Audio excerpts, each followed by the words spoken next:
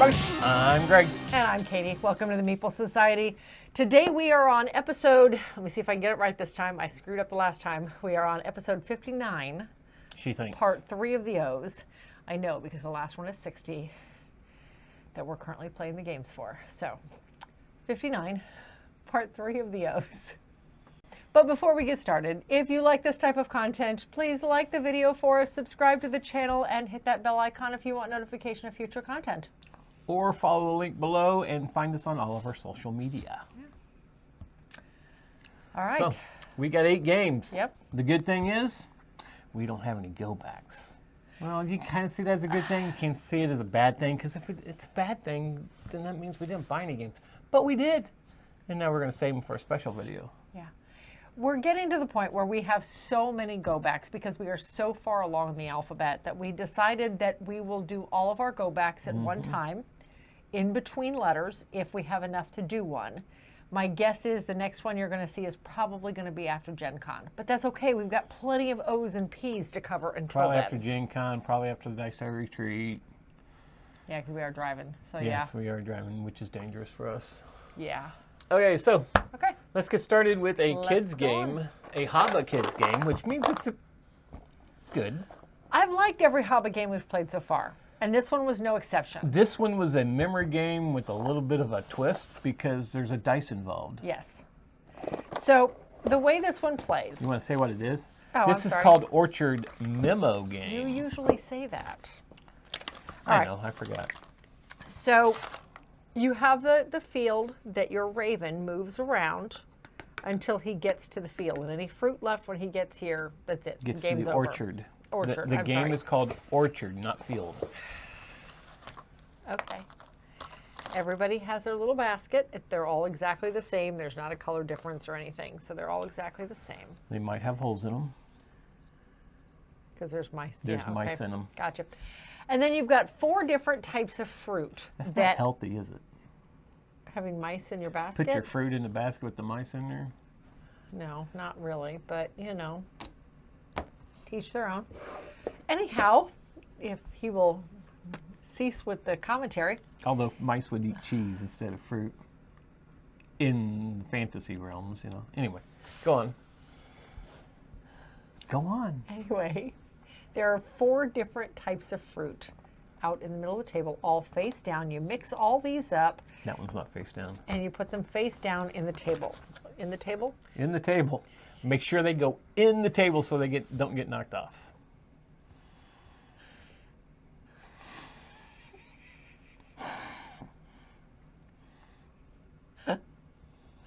Okay. Anyway, you put them all face down onto the table in a square, a 4 by 4 square. There we go. Mix them all up. Now they're not in a 4x4 square anymore.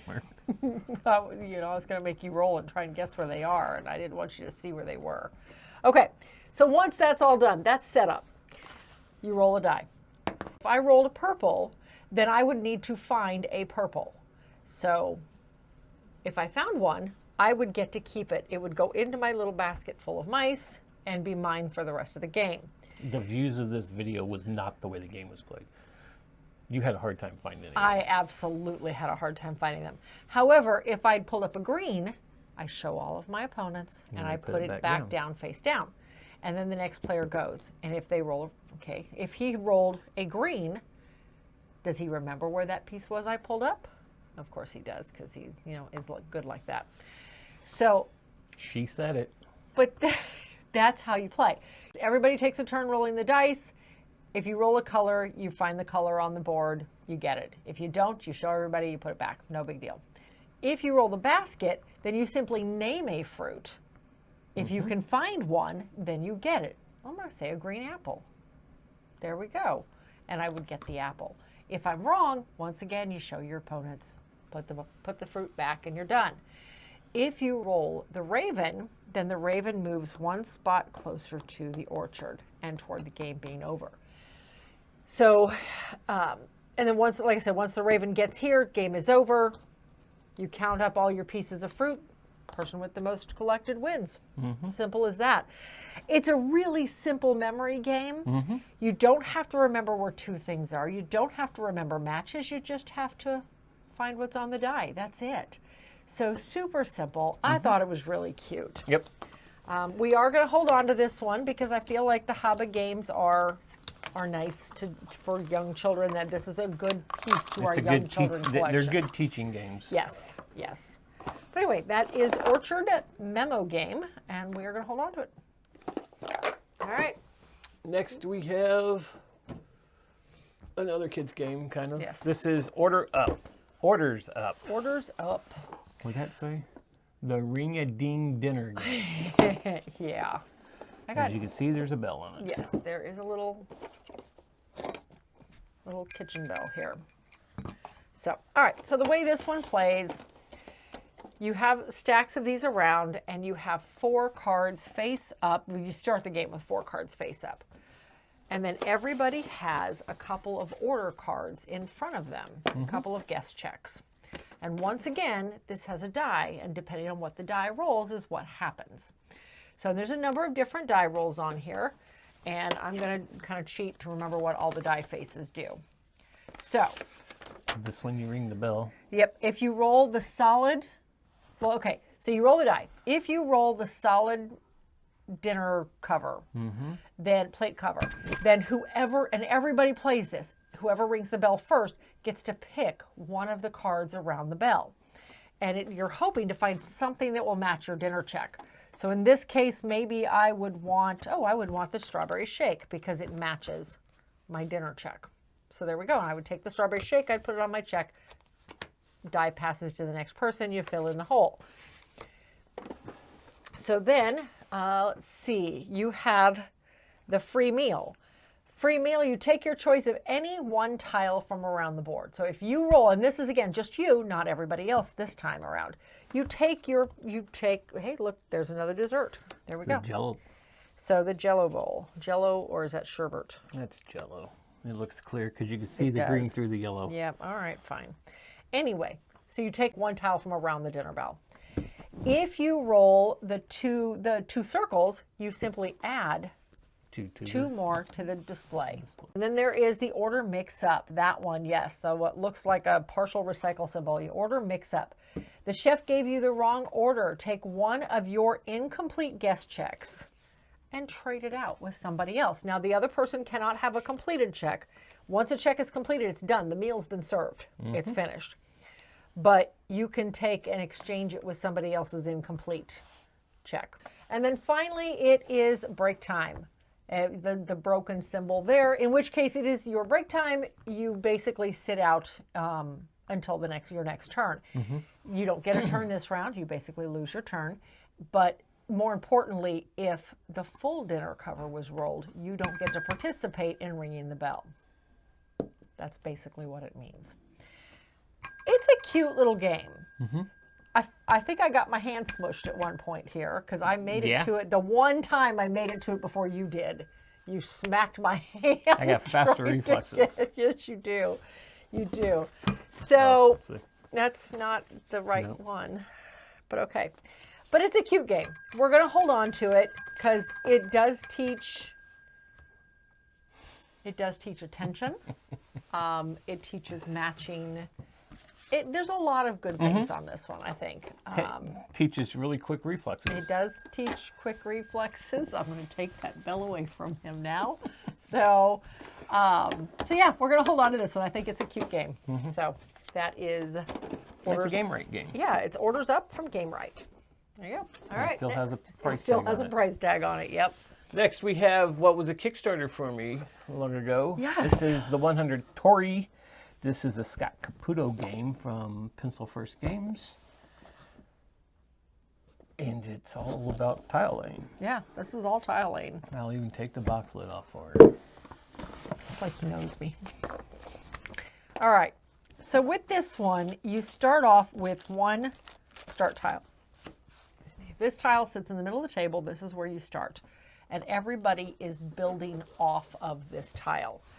So the basis of the game is that you are laying out tiles. I'm not going to go through all the rules, but the basis of the game is you are laying out tiles out of your hand, and you are looking at the tiles trying to decide which one to lay down. Now, the way this plays is you are ultimately trying to connect symbols. And there's, what, 6 different symbols in the game, all of which appear on here. So what you're trying to do is lay down your pathways to connect the symbols through the pathways to the nearest other symbol. You're trying to count. You're trying to get as many tiles between you it to and get more of the tokens. Tokens, yes. So as you're connecting symbols, you're collecting tokens of those symbols. And then as you get so much, you're able to trade them in for scoring tokens, and then you continue collecting and you turn them over for even bigger ones. Meanwhile, there are also a bunch of other types of tokens, assistants that you can use, and the more you use them, the more points you get out of it. But you're connecting these tokens, these tiles, and you're trying to connect through these Tories. Tories, thank you. For some reason, I wanted to say bridge, and I knew that wasn't right. But you're trying to connect through the Tories because the Tories do different things for you each time. And well, the red one. There's red and there's blue.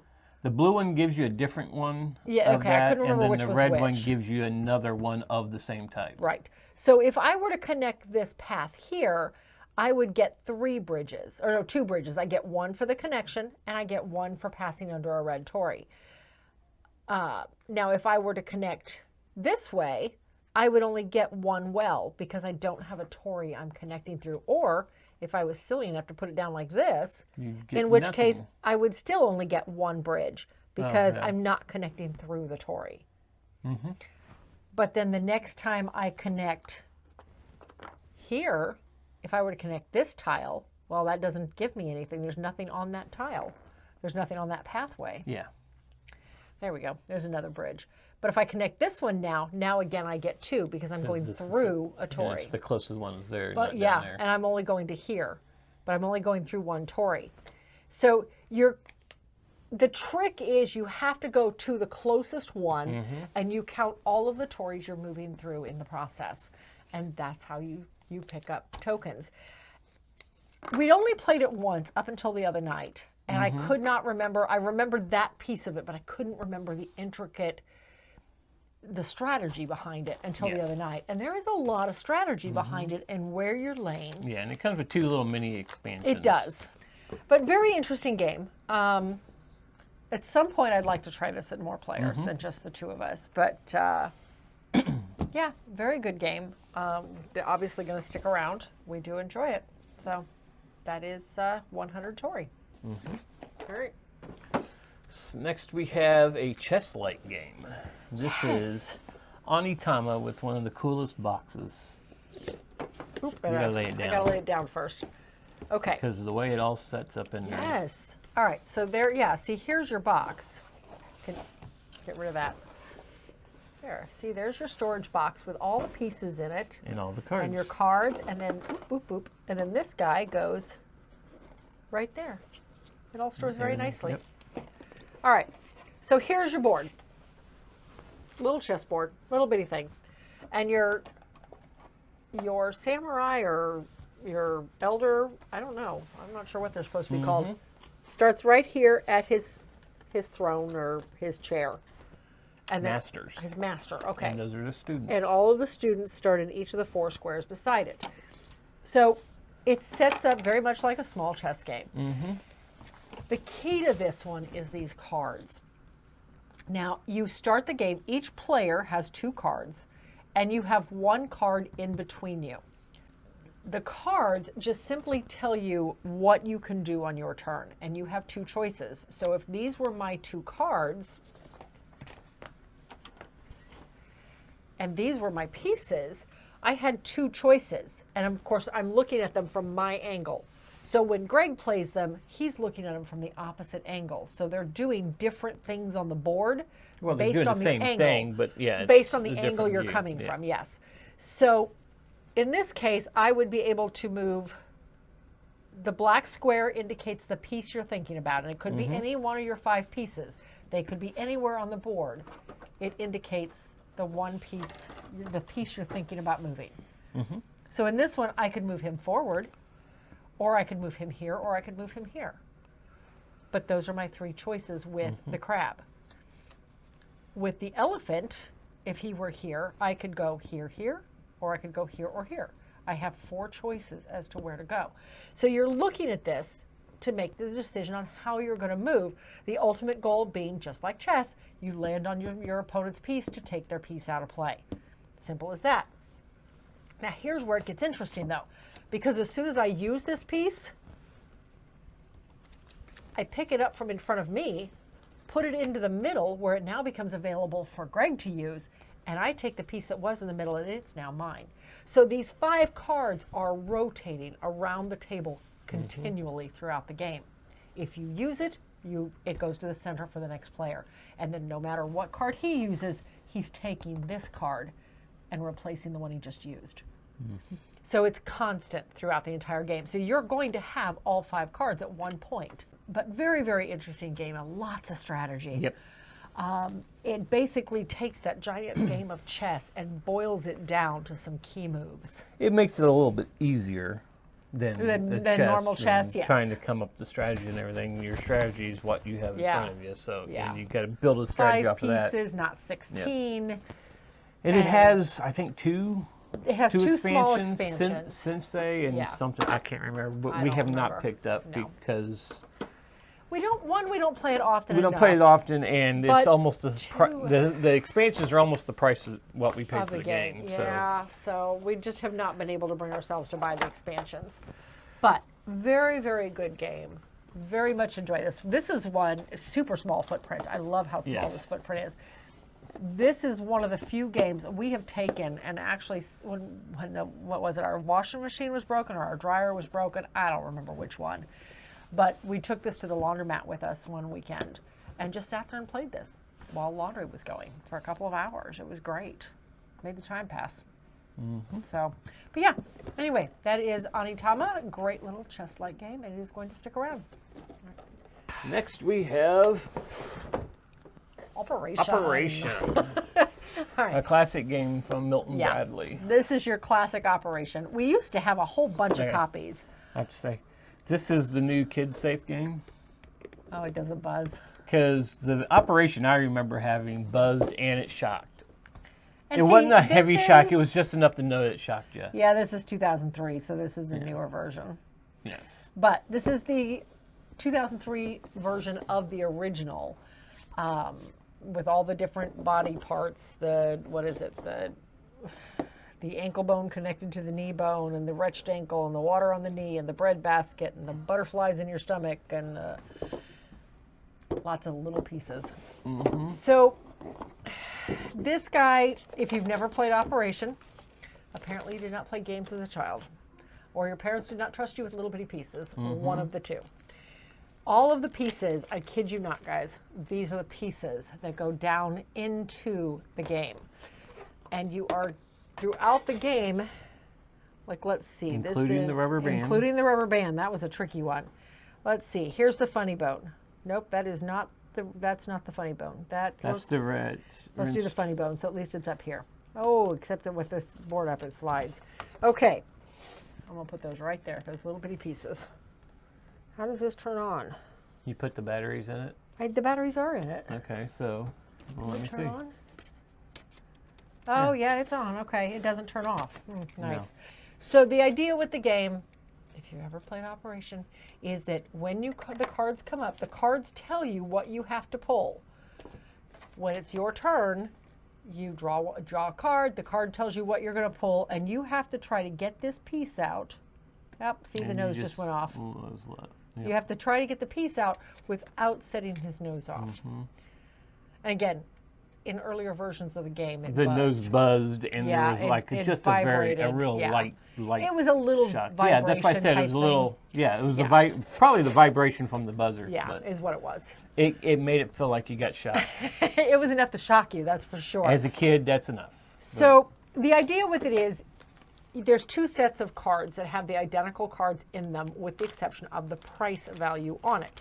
Right. When it's your turn, you pull up A doctor card. the doctor card. You draw a doctor's card, and then if you succeed, then great. You get $300 for taking care of his writer's cramp by pulling the pencil out of his wrist. Great. If you failed, then this sits out of the game for a second. And the person who has the Whoever had the specialist card, right? Yes, because you divide them up evenly. Yes, Depending and then on how many players. whoever had the specialist card, so the original surgery failed, now he's got to go to a specialist, and that specialist, if he succeeds, whoever has it, it could be you, then you get to try again, only this time you get $600 if you succeed. But if you fail, that goes back into your hand, and that card goes to the bottom of the pile. Goes to the and bottom of the you play pile. till all the pieces are out. Yeah, I mean, it was, like I said, it was your classic operation. Player with the most money at the end of the game wins. By the time all the pieces are out, win. But, well, before we just talk about too much, let's go ahead and pull out the next one. You'll see why. This is brain surgery. I found this one, and I had to get it just because it was an Operation game.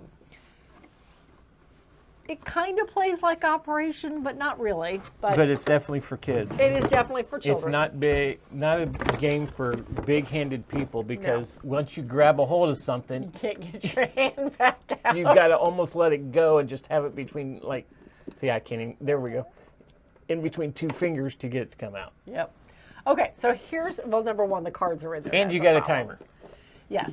So here's what happens. Everybody who's playing takes 3 different cards. You can't have identical cards. You take 3 different cards, have them in front of you. These are the pieces you're looking for. There are some duplicate cards. Find the parts in my head that match your game pile. I'm ready when you are. Press my nose to get started. So the idea, oh, stop it. The idea is I'm looking for the train of thought, the pig-headed, Press my nose to get started. and the ice cream headache. So you push his nose, and then you start feeling around in here. Oh, nope, not him. Put it back. Look for another one. Wide open. Oh, look, there's the ice cream. Now I know what they mean by So I have an ice caramel. cream. And you can keep going until Yeah, he you says can keep time. going. Your Okay. time is up. So, done. So I have the ice cream. Doctor, press my nose to get started. I have It's the annoying. ice cream. I turn that one over because there's only one ice cream cone in there, and there may be other people who have An ice cream. the ice cream. Nope. Nope, not that one, but that's Right now, okay. get You started. still want to put it back because there's only so many pieces in here. If you put it back in, play passes to the next person. They push the button, and the Isn't it next really person brain goes. surgery? Oh, yes. That's how it plays.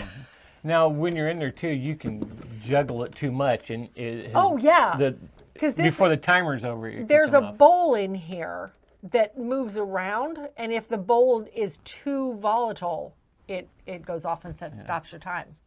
So you got to be careful. So yeah, very cute little game. Okay, that being said, we need to get that children's collection down. Yes, and that's an odd-shaped box. This to is store. this is a large odd-shaped box. And very Hi, annoying. doctor. Find the parts in my head that match your game pile. You are in a mood today. I'm ready when you... Anyway, both of these are going to leave the collection. This one, because of one, how odd shaped it is, and this guy just because of the little bitty pieces. Both of them having batteries, which I'm trying to avoid if I can, just because that could make or break a game, you know. So yeah, this guy is going to leave the collection. I hope I can find a good home for him because I think it is a very unique game. But yeah, Operation and Operation Brain Surgery, and they're both going to leave the collection. We're just going to throw that one down right there. All right. Hey, next we have an Uwe game. Uwe Rosenberg's or Labora. Or et Labora. Labora, not and, Et. right? Right. Okay. So now, as I talked about on the podcast, When I first looked at this, I swear that just looked like a fancy ampersand. Does it not? It does. It looks like an ET to me. Yeah, looking in the rule book, it's an ET. But that's okay. It's Aura et Labora. So this one is essentially, it's a farming game. City building, farm building game. You are building out cards. Okay, so this is the premise of the whole game, is this wheel. And there's multiple sides that you use and multiple wheels of values depending on player count. So you start off with this guy right there. I think it starts right there. Yes. So you start off with him right there. And all of the resources are piled right there where they start at 0. On the start of your turn, every turn, you move the wheel. So now everything that was a 0 is now a 1.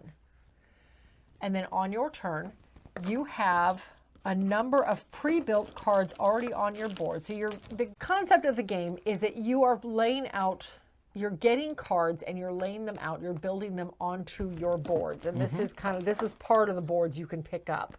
But each of these areas will hold, like this will hold 2 cards right here and here, because you can't build the wall. There's no buildings on stilts. This side has a couple of hilltop and then 1 mountain region. And also there are areas like this you can add onto your board that you can go up or down. And again, I'll show some pictures, but it'll give you 2 different sides you can do. And each of them puts more woods and peat reservoirs on your board. So the idea is you are building out cards. Everybody has a hand of 4 cards that are just automatic to you. And I think they're all the same from player to player. I didn't compare them, but I think they were the buildings? Your personal buildings. I think they were all pretty similar. Yeah, I think so. And then there are also a number of cards that come out each round. So you see there's this A, B, C, D up here on top. The game plays in 4 rounds. You're taking 4 of your personal buildings, you're keeping 4 of them, you're taking the other 4 who have the A, B, C, and D on them. You're dividing them up into piles along with all the other cards that are marked A, B, C, and D, and you're putting them right up here outside of the A, B, C, D, and I don't know why because they're marked for 2-player versus solo. That's what it is. So for 2-player, you'd put them here, here, here, and here for A, B, C, and D. And then when this gets to that area, when it passes that area, you take all those cards, you give everybody their personal building, the rest of them go into a tableau of buildings that can be built. And the buildings that can be built are done so using the resources that are building up on here. Because the more this turns, resources that aren't getting built are becoming more and more available. So it may get to the point where the wheat is clear over here, so you have 7 of them.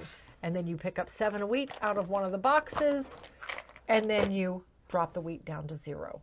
And then the next player goes, and now there's 1 wheat available again. So the availability of resources is constantly fluctuating based on what the players in front of you have done.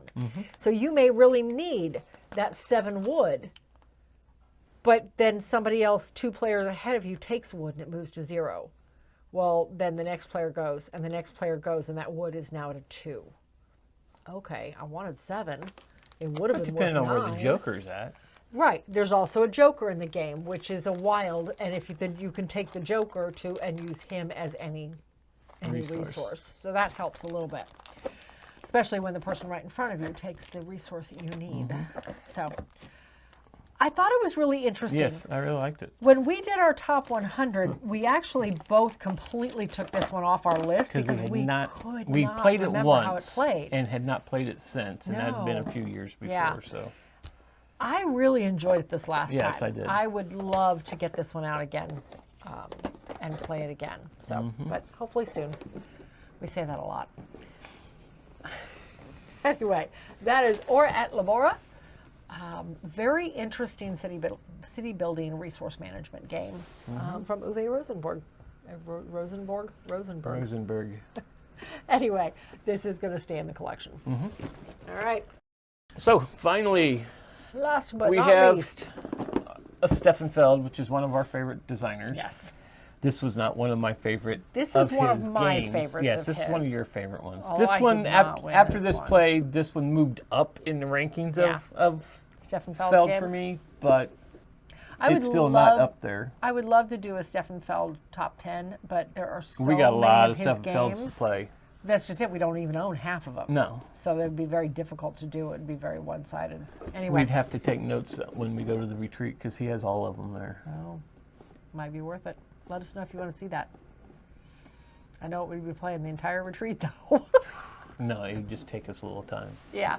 Okay, anyway, Oracle of Delphi. Now, first of all, we bought this one at Gen Con a month, 2 months, 3 months, whatever, after coming back from Greece and getting to go to Delphi. And see the and Oracle. see the area this was based temple, on. basically. The temple, yeah.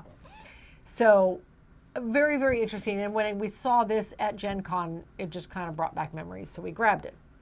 So, Oracle of Delphi. The box is board, a mess. The boxes, there is no way to make this box neat unless you have a nice insert, because all of the island pieces are different shapes. Kind of different shape, yep. So you literally build out your island. There's 3 rings that look like this. Just throw them anywhere. I will do that. There are 3 rings that you put out, and Zeus actually stands in the middle of one of them. I think it's, I don't It's think the it's one that that has one. them all on it, which is this It's one. this one. Okay, so Zeus stands in the middle of this one, and that's the starting point of the game and the ending point of the game. Mm-hmm. Unlike most Stefan Felds, which are point salads. I mean, the man, I swear, created the point salad. This is a race. This is a race. There are no points involved. Mm-hmm. None. So you take these, and then little by little, you are adding in all of these other pieces, and you're building islands. And it is totally okay to have holes. Mm-hmm. Those are called shallows, and you cannot cross them. Unless you have a special card, which I unless did. you have a special card that you which got. I did. So that helped. It's the only reason I even came remotely close to winning the game. Mm-hmm. So you're now, building to make out this clear, entire island. You build it out before the game starts. Yes, you're building out you the don't entire... put a new tile out No, each no, round. no, no, no.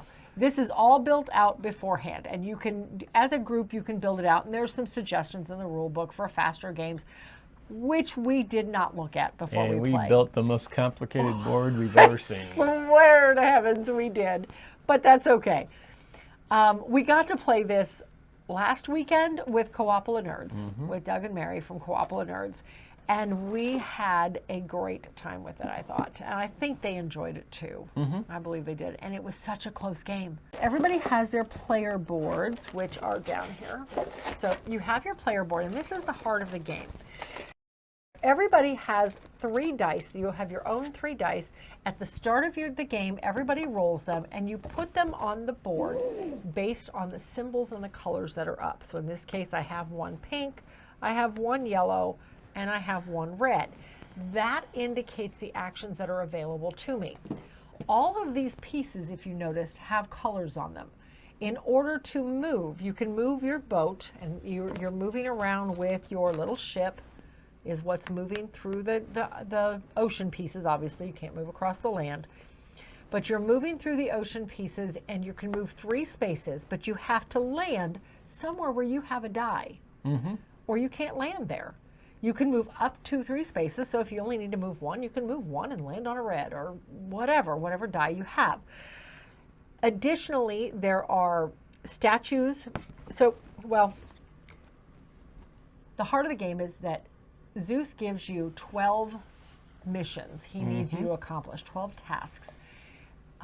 3 of them are to, what are those? There's 3 to build your temples. Yes. Yeah, you're building out your little white temple. There's 3 to deliver a gift or something like that too. Yes, an offering. Yeah, you do an deliver offering. an offering. You have to pick it up to someplace and then deliver to that it to specific that colored specific temple. color. Yep.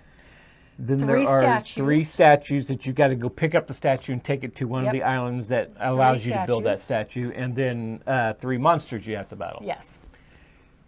So you have these 12 quests. Everything is color coded. The monsters are color coded.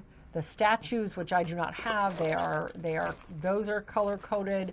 All of the offerings are all color. Everything is color coded, and the key is you have to have the dice in that color to do That action. and you have to be in the right place with the right color die to do what you need to do. Now, as any good dice game, there are ways to manipulate the dice. There are favor tokens in here, and you can spend a favor token to move this yellow to green and now use it as a green. Or spend 2 favor tokens to move it up to red, because maybe I need 2 reds. So there are ways to manipulate this.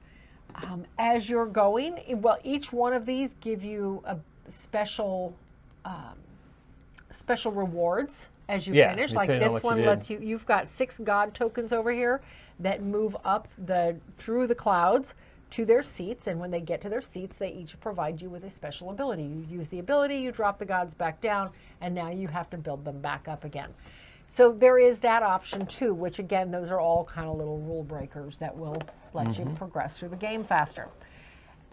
I love it. There's so much going on. It is such a good game. And there's a lot more to it than that. There are injury cards, because every round there's a die being rolled, and if you don't have enough shields, there's only a couple ways to come by the shields. If you don't have enough shields, then you're going to take injury cards, and you may lose a turn because you have too many injury cards. So it's just, I have always really liked this one. We've not gotten, up until last weekend, we have not gotten to play it in a while. I like the fact that ours is a first printing, so we have the little columns because it was a misprint, because they were actually supposed to be more statues. Oh, were they? Okay. But for some reason, we got columns, and there was nothing about the columns, so Feld decided he made that variant. Yeah, he made a variant and posted to make the it. statues something out of it. To give, well, not the statues, the columns, yeah. The columns, yeah. So that you had just a small variant to use with the columns that were accidentally included with the game. Yep. So yeah. Anyway, interesting game. Very different for a Steffenfeld. I very much enjoy it. Yeah. So I think it plays best with 3 to 4 players. I think so too. I think so too.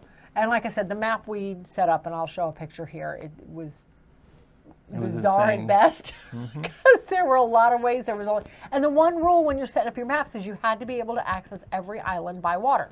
You could not cut off an island, because all of the islands had something on them, whether you were picking statues up or you were dropping statues off, or you were picking up offerings or dropping offerings off, fighting monsters. Every island was used in some aspect. Yes. So you could not cut off availability to that island or access to that island. So it left a lot of one ways in and one ways out. And yeah, we did not look at the setup very well before we started playing. We realized there's one to make it a little easier for your first play. Yeah, we didn't do that. It wasn't our first play, but it was our first play in a long time, and it was Doug and Mary's definitely totally first play. And I think and I didn't see that until after we'd set up. Yeah, and I think we built the most difficult board. We just randomly put them out there. It wasn't even something that was in the book. We just randomly put them out, and it was challenging, to say the least. But that's okay. So it was good. But that's it. That's it for the O's. That is it. No. No? That's it for this episode. We still have a whole nother. We have another O's. We still have a lot of O's left. That's right. We still have at least 8 Well, we have more. 8. Anyway. All right. Anyway, that is it for this episode.